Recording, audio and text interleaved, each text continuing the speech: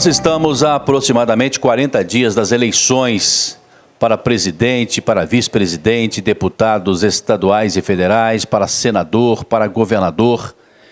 E nós recebemos da Justiça Eleitoral o seguinte comunicado.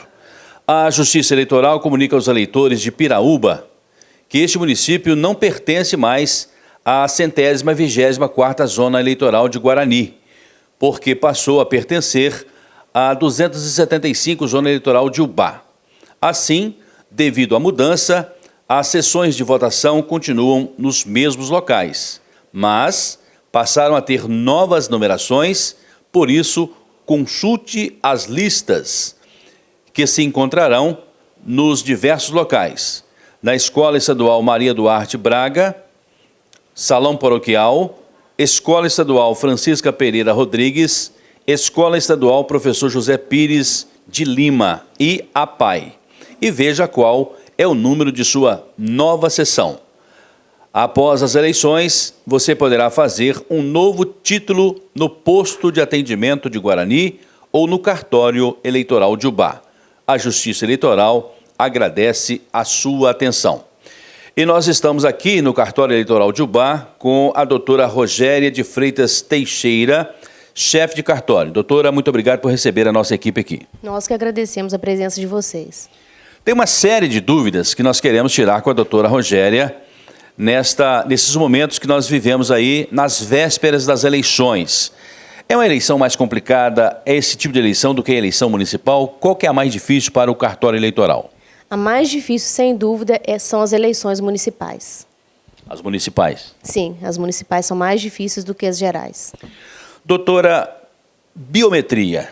Quem é obrigado a entrar nesse sistema? O Ubá ainda não é? Explica para a gente essa situação. O recadastramento biométrico ele aconteceu durante todo o ano e nós teremos em Ubá, Piraúba e Rodeiro a votação híbrida. Aqueles eleitores que fizeram o recadastramento biométrico votarão mediante a nova forma e os eleitores que não se recadastraram votarão mediante a forma antiga.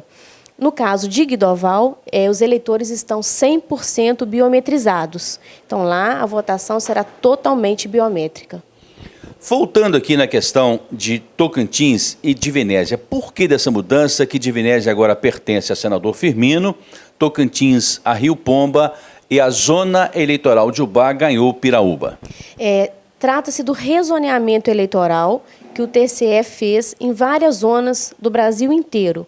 Então, aqui foi decidido pelo TSE que a cidade de Tocantins passaria a pertencer a Rio Pomba e a cidade de Divinésia passaria a pertencer a senador Firmino e, de encontro, nós ganharíamos a cidade de Piraúba. O que eu devo levar? O que eu preciso levar no dia das eleições? O documento obrigatório para habilitar o eleitor na urna é um documento oficial com foto. Pode ser a carteira de motorista, a carteira de trabalho, a carteira de identidade ou o passaporte. Mais o título? O título não é necessário, você ter o título. Tem que haver um documento oficial com foto. Se tiver o título, melhor. Mas se não tiver, não há impedimento de votar. Com a carteira de identidade, com o CPF, mas tem que ser um documento com foto, aí eu consigo votar. Sim, sempre um documento oficial com foto. Voto em trânsito, o que é isso? O voto em trânsito, cujo prazo se encerrou na data de ontem, é a possibilidade do eleitor que não vai estar no seu domicílio eleitoral no dia das eleições, ele comparece a um cartório eleitoral e pede a transferência temporária da sessão para votar em alguma capital ou nas cidades que tiverem mais de 100 mil eleitores. O voto em trânsito, então, terminou na última quinta-feira, no dia 23 de agosto.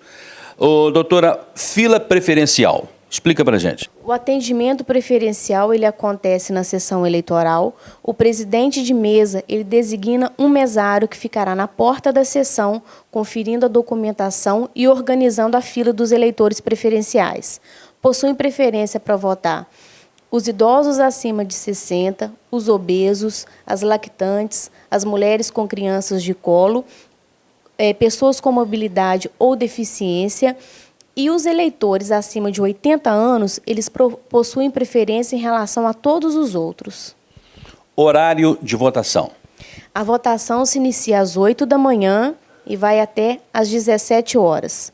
Às 17 horas, havendo eleitores na fila, o mesário distribui uma senha, recolhe a documentação e todos que estiverem na fila às 17 horas têm o direito de votar.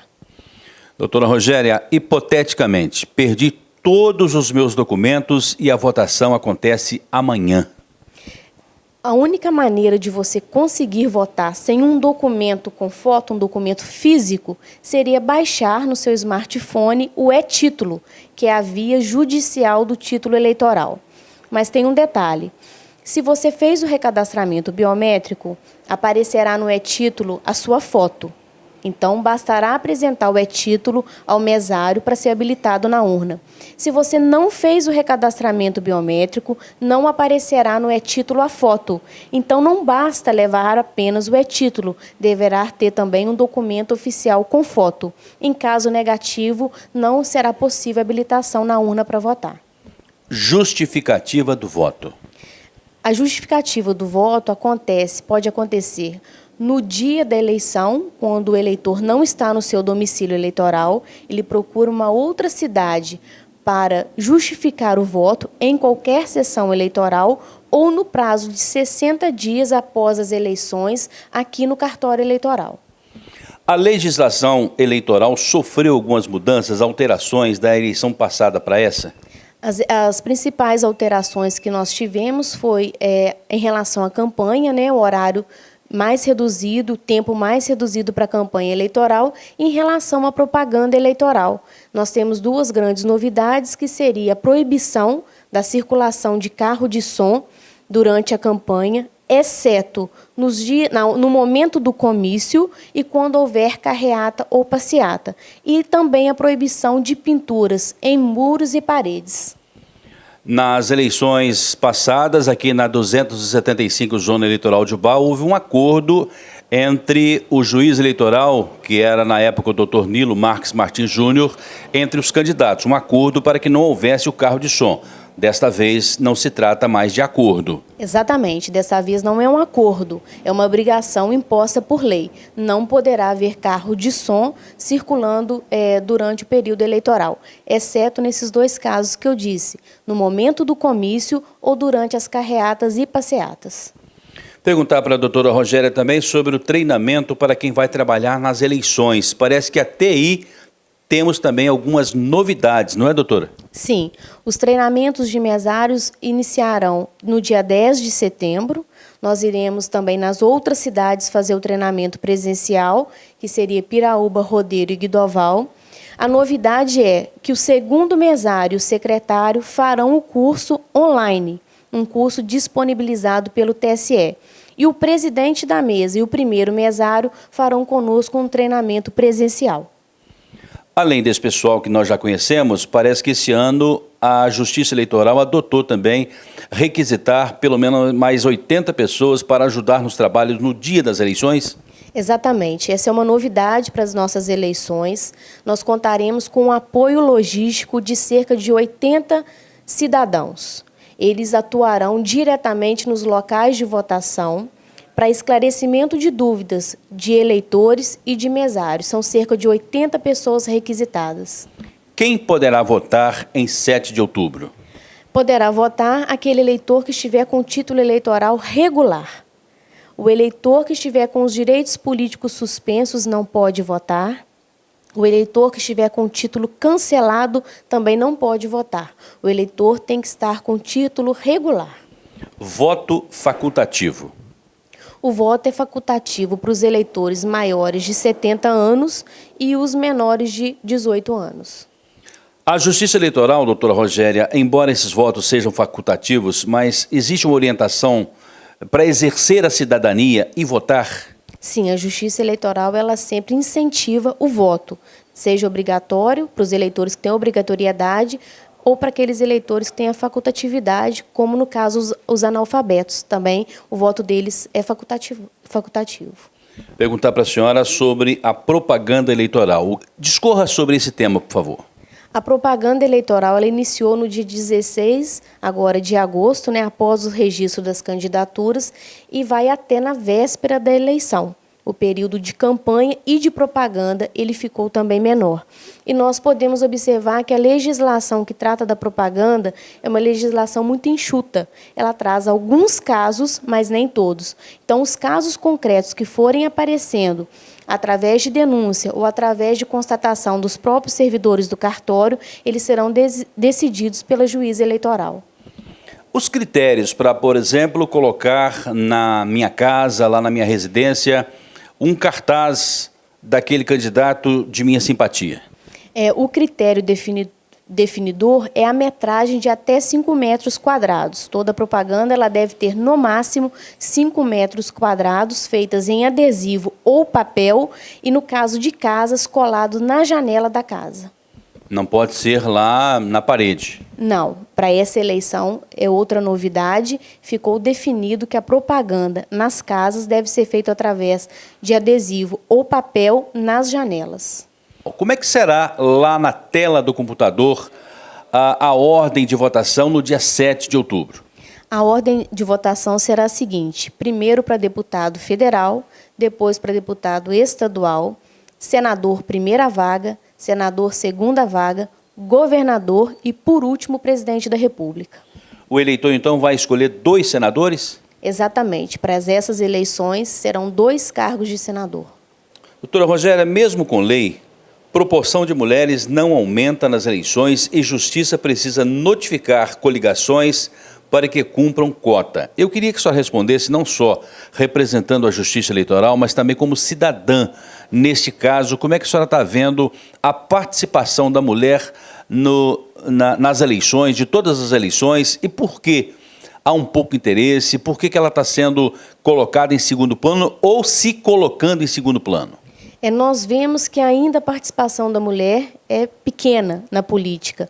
E essa lei que exige essa cota de no mínimo 30% do gênero feminino nas candidaturas, ela veio para incentivar a participação feminina. Mas, infelizmente, nós tivemos a notícia hoje que algumas coligações não cumpriram essa cota e estão sendo notificadas pelo TRE para se adequar. E quando a Justiça Eleitoral percebe que essa candidata não fez eleições, não se esforçou, talvez não tenha tido nem o voto dela, o que pode ocorrer, o que pode acarretar de prejuízos na vida dessa pessoa nos próximos anos?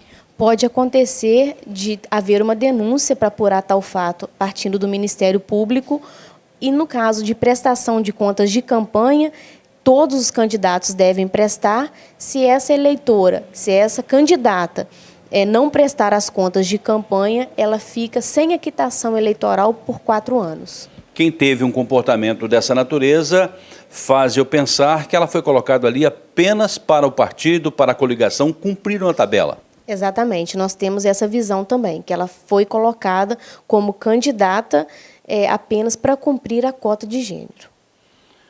Eu gostaria que a doutora Rogéria, então, deixasse no final agora uma mensagem para eleitores, para os candidatos, como é que cada um deve se comportar daqui, inclusive até o dia das eleições.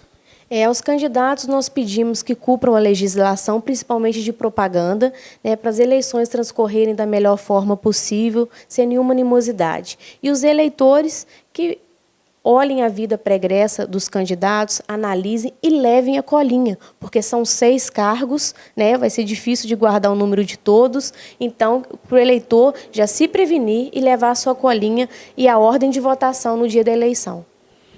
A Justiça Eleitoral sempre recomenda, sempre orienta para não é permitido também no dia das eleições a boca de urna.